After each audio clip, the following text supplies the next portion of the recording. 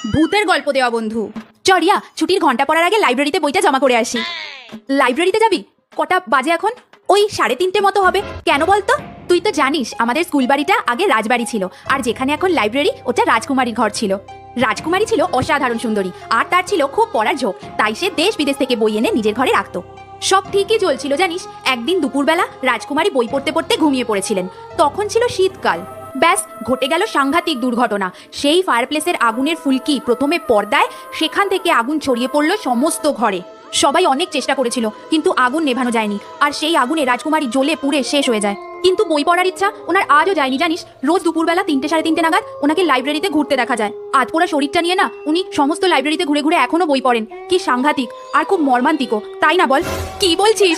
তাহলে সেদিন লাইব্রেরিতে ফ্যাস ফ্যাসে গলায় যে আমার কাছ থেকে এই বইটা চাইছিল, ওটা কোনো স্টুডেন্ট নয়, রাজকুমারী।